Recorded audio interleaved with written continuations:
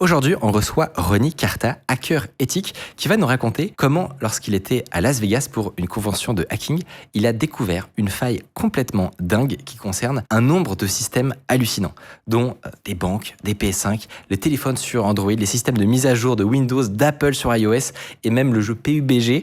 En quelques heures dans la nuit, tu vas comme ça casser la sécurité de dizaines de boîtes et gagner directement 10 000 balles grâce à leur programme de Bug Bounty.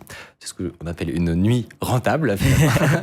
Le but, c'est surtout de comprendre comment ce type de faille, qui est encore utilisé aujourd'hui, pourrait permettre d'infecter par exemple un ordi ou un système via une fausse mise à jour par exemple. Mais juste avant, je dois vous parler de notre partenaire Trade Republic. Contrairement à ce que leur nom peut laisser penser, c'est avant tout une banque. Comme toutes les banques, elle a obtenu sa licence bancaire de la Banque Centrale Européenne. Ça veut dire qu'en plus de vous permettre d'investir et de vous constituer un patrimoine, ça vous sert aussi dans la vie de tous les jours. Et ça a pas mal d'avantages. Déjà, si vous payez avec leur carte, vous recevez 1% de safeback sur tous vos achats. Et ça s'investit automatiquement dans un plan d'épargne que vous aurez choisi. Leurs cartes, comme cette magnifique carte miroir, sont sans frais récurrents et même gratuites pour les cartes virtuelles. Et enfin, c'est pas parce que vous mettez votre argent chez eux que vous êtes obligé d'investir. Vos liquidités elles-mêmes rapportent 3,75% par an. Pour découvrir Trade Republic et mon interview avec Mathias, leur directeur Europe, je vous mets des liens en description. Et on reprend. Déjà, pour resituer un petit peu d'où toute cette histoire est partie, tu es à la DEF CON, donc c'est une conférence de hacking. Ouais. T'es avec un pote qui est en train de s'endormir. Exactement. Et tu découvres quelque chose en gros. En gros, on est à la DEF CON avec mon ami Shlomi et quelques autres hackers. Et lui, en fait, il a assisté à une conférence et il m'a dit « Ronnie, je me suis endormi pendant la conférence. » Mais à la fin, il a dit un truc intéressant et je pense qu'on peut trouver cette faille en Bug Bounty et se faire énormément d'argent avec. Alors, bon, moi j'écoute, hein. J'entends. Il m'explique la faille et je lui dis « Mais c'est pas une faille. » Et il me dit si, parce qu'il y a des énormes boîtes qui se sont fait péter, PUBG, Apple, Microsoft, ils ont tous payé un bounty, il y a un truc qu'on comprend pas, il faut qu'on comprenne. Et donc, la chose intéressante, c'est que cette personne qui a fait cette conférence a créé un outil et l'a mis complètement open source pour retrouver exactement la même faille. Donc nous, on s'est empressé d'aller chercher son outil et comprendre mieux en fait c'était quoi cette faille de sécurité. Et on a passé une nuit blanche à essayer de réimplémenter son outil, à le faire fonctionner avec nous, nos outils qu'on a à côté. Et finalement, cette nuit blanche a été très très rentable parce que le lendemain, on arrive à péter une énorme boîte. J'ai pas le droit de dire le nom de la boîte comme d'hab. Et juste derrière, il y a le Head of Security de la boîte qui arrive et il nous connaissait. Il regarde notre ordi et on est en mode « ça c'est toi ». L'histoire est folle, mais du coup ils ont payé plus de 10 000 $ pour cette faille. Et donc moi aujourd'hui mon objectif c'est de vous expliquer cette faille et pourquoi elle était si intéressante. Donc tout commence de la recherche d'un gars qui s'appelle Apo et c'est un senior security spécialiste. Donc en gros il est spécialisé dans la sécurité, typiquement de l'IoT et dans la cryptographie. En fait pour comprendre sa recherche il faut qu'on revienne un peu sur les bases de comment fonctionne Internet. Typiquement, à chaque fois qu'on va faire une requête sur un site, on a notre utilisateur qui va appeler une machine B.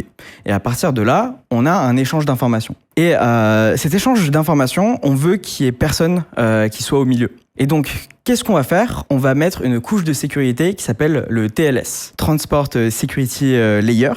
C'est un peu comme une carte d'identité qu'on a, nous, dans notre poche tous les jours. Le but du TLS, c'est de dire à un site je suis tel site et tu peux attester que je suis tel site, je ne suis pas quelqu'un d'autre. Donc on a cette carte d'identité où on a plusieurs champs qui sont donnés. La première c'est la signature, donc que le certificat appartient bien à la personne qui nous l'envoie. Qui a délivré le certificat ? Parce qu'il y a plusieurs entreprises qui peuvent délivrer des certificats, comme nous, les cartes d'identité en Europe peuvent être délivrées par plein de pays différents. Et qui est le détenteur de ces certificats ? Et je pense que vous en avez sûrement entendu parler avec le petit cadenas vert sur les navigateurs. Typiquement, c'est ça le TLS.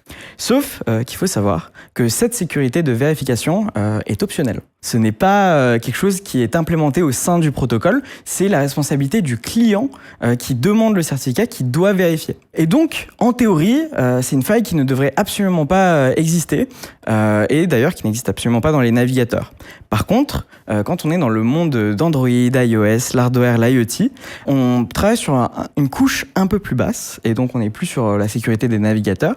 Et du coup, pour faire ça, normalement, on utilise des librairies et des dépendances qui vont réussir à nous mettre cette couche de sécurité. Mais maintenant, il y a plein de développeurs qui se disent c'est facile, je vais réimplémenter cette vérification moi-même. Et même certaines librairies, en fait, sont vulnérables à des attaques assez intéressantes. En fait, si un attaquant se met au milieu de l'échange, il peut voir le certificat qui est envoyé et du coup sa vérification. Et donc le but du certificat, c'est de chiffrer le trafic. Donc après, il peut voir le certificat, mais il peut pas voir tout le trafic qu'il y a derrière. Sauf qu'un attaquant peut prendre le certificat TLS et changer une des 3 vérifications. Et donc imaginez, vous changez juste la signature et vous mettez une signature au hasard et que le client ne vérifie pas que c'est la bonne signature, alors il va réussir à voir le trafic. Pareil, on peut demander à une autre boîte de nous redonner un certificat pour le site de quelqu'un d'autre. Ça, c'est quelque chose qui est totalement autorisé à faire. Et donc, on resigne tout le trafic avec le certificat de l'attaquant. Et derrière, la dernière attaque, c'est de dire, en fait, peut-être que le client ne vérifie même pas qu'il est en train de parler avec le bon site. Et donc, moi, je vais changer le domaine et je vais mettre le certificat d'un site que j'ai vraiment. Donc, il y a encore une fois, il utilise le certificat de l'attaquant et on peut voir tout le trafic en tant qu'attaquant. Ok, donc en gros, il faut que le développeur ait fait tout parfait. S'il y a une des 3 briques qui est mal implémentée, quoi qu'il arrive, la méthode va changer un petit peu. Dans un cas, tu demandes un certificat à quelqu'un d'autre pour le site. Dans un autre cas, tu crées juste ton propre site à toi et ça fonctionnera. Exactement. Mais dans les 3 cas, tu arrives à extraire le truc. Ouais, en fait, il faut que tu t'imagines que quand tu vérifies ta carte d'identité, tu vérifies le nom, prénom, le gouvernement et la signature qu'il y a derrière. Et donc, dis-toi que moi, par exemple, je donne ma carte d'identité et je mets le nom de prénom de quelqu'un d'autre. Ou sinon, je donne la carte d'identité, mais c'est un autre pays que celui que je suis. Ou sinon, je mets la signature de quelqu'un d'autre, mais finalement, ça fait la même chose. Il passe la vérification et il dit « OK ». Donc je peux voir tout le trafic et le modifier. C'est le b.a.-ba et en fait c'est une faille qui existait depuis 2005. En 2012 il y a eu des recherches là-dessus par Martin Georgiev et il a dit à cette époque, en 2012, ce type d'attaque d'oubli de vérification du certificat est l'une des attaques les plus dangereuses sur Internet à cette époque-là. Sauf que depuis 2012 il y a eu énormément de sécurité et on s'est dit on a tous oublié. Mais Apple lui il n'a pas oublié. Et il s'est dit, tu sais quoi, on va refaire le même type d'attaque et je vais créer un outil automatisé qui va écouter tout le trafic et juste régénérer des certificats jusqu'à que je pète une boîte. Et lui, il a fait un truc marrant, il a carrément pris des étudiants et il a dit aux étudiants, ouvrez plein d'applications sur votre téléphone, sur mon réseau Wi-Fi vérolé, et si vous trouvez une faille, je vous paye. Et du coup, après, lui, il envoyait en bug bounty le truc. Ici, ça date de quand ça ? Parce que tu disais déjà en 2012, il y avait des articles. En août dernier. Mais c'est incroyable. Il n'y a pas longtemps. C'est incroyable.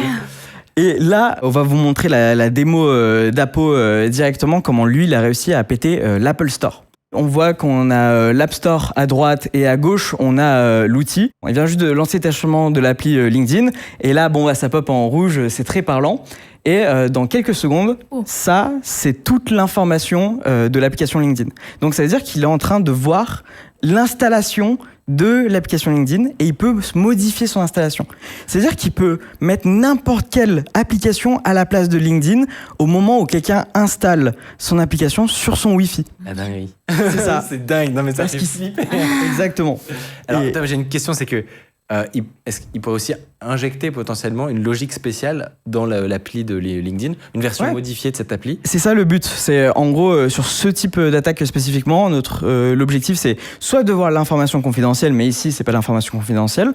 Donc il faut changer l'intégrité pour essayer de mettre une backdoor sur le téléphone de la victime. Et là effectivement on pouvait changer l'APK ou ici sur iOS et dire je mets l'application que j'ai codée moi-même et qui va prendre toutes les données de contact, toutes les données du téléphone. Par exemple. Ouais, c'est ça. Mais de fait, tu es en position de légitimité. C'est-à-dire que l'utilisateur, de son point de vue, il a installé une application sur le store officiel. Si LinkedIn te demande accès aux contacts, aux photos, aux trucs comme ça, tu vas dire oui, probablement. Exactement. Parce que c'est flippant. Exactement. Et donc, pour cette faille, Apple lui a donné $10 000. Mais avec ce type de faille, il a pété d'énormes boîtes. Donc on a Apple, les SDK de Azure, donc des librairies qui sont faites pour cette vérification, et du coup lui il les a pété allègrement. Il a fait aussi sur Windows, où si on lançait une certaine fonctionnalité dans Windows et qu'on était sur son Wi-Fi, on se prenait une backdoor automatiquement. Et derrière, il y en a plein d'autres qui n'a absolument pas le droit d'en parler. Mais sur les 3 grosses failles qu'il a réussi à parler à la DEF CON, il s'est fait $70 000. Ce qui est assez impressionnant. C'est quoi le genre de scénario où tu peux appliquer l'attaque, tu vois. Bien sûr, il y a des prérequis à cette attaque, c'est d'être ce qu'on dit adjacent au réseau.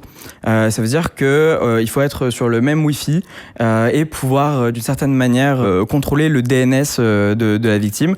Ça, par exemple, c'est très facile si on crée son propre hotspot Wi-Fi et à partir de là, on peut créer cette attaque. Donc, dans un aéroport, dans des grosses conférences, dans des coffee shops, c'est une attaque qui est très réaliste. Maintenant, c'est aussi possible que des applications qu'on installe peuvent aussi changer les paramètres DNS. Ça requiert un certain niveau de privilège, mais dans la surface d'attaque des applications Android ou iOS, si une application peut péter une autre application, c'est pas normal. Ouais. Et donc c'est une grosse faille de sécu. Ouais. Donc là, en gros, les DNS, c'est un peu le registre qui dit où se trouvent les sites sur Internet. C'est ça. Et si tu arrives à le modifier, tu peux arriver à créer un embranchement. Exactement. Sur Tu peux dire que google.com, en fait, c'est ton site web que tu as créé toi-même et qui va créer cette attaque avec le certificat et donc tout le trafic passe par toi. Donc toi, tu vas redonner le trafic à Google à un moment donné, mais sauf que vu que tu es au milieu, tu peux faire un peu ce que tu veux.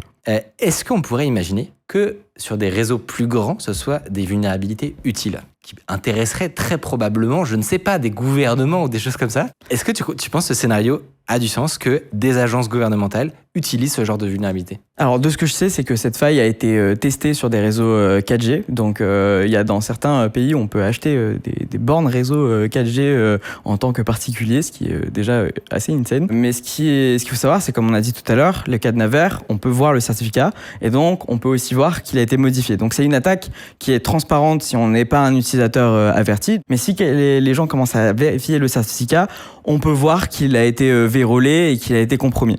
Donc, c'est là où peut-être au niveau d'un État, on ne voudrait pas forcément voir ce type d'attaque, mais sur des attaques précises, c'est carrément possible. Ouais. Et en parlant avec certaines boîtes, nous, comme tu as dit, on a pété 10 boîtes en une nuit quand on était à la DEF CON. Et du coup, on leur a envoyé toutes ces failles. Et beaucoup ont dit, c'est super intéressant, c'est les boîtes les plus matures qui ont dit ça. Et beaucoup ont dit, en fait, c'est pas une vraie faille de sécurité. Ouais. Pourquoi ? Ils disent que ça rentre pas dans le périmètre, ça requiert une complexité d'attaque assez élevée parce qu'il faut être sur le même réseau et donc ils ont dit que c'est pas forcément important. Et en fait, j'ai posé la question à des gens qui sont experts sur iOS et Android de pourquoi ce ne serait pas une faille de sécurité, parce que moi, quand on me dit que quelque chose n'est pas quelque chose, je veux comprendre pourquoi. Et ils m'ont dit que la faille est intéressante seulement si la fonction qu'on est en train de pirater ou l'application est vouée à être utilisée dans des réseaux publics. Donc par exemple, une installation d'une app sur l'App Store ou une mise à jour, là, c'est possible que quelqu'un le fasse publiquement sur un réseau public. Maintenant, si ton application elle a 6000 downloads, va trouver un utilisateur dans le monde entier, ça va être un peu plus compliqué. Donc c'est là où il y a une complexité d'attaque. C'est pour ça que les boîtes plus matures, plus grosses vont dire on est vulnérable à ça puisqu'on a tellement d'utilisateurs que c'est important.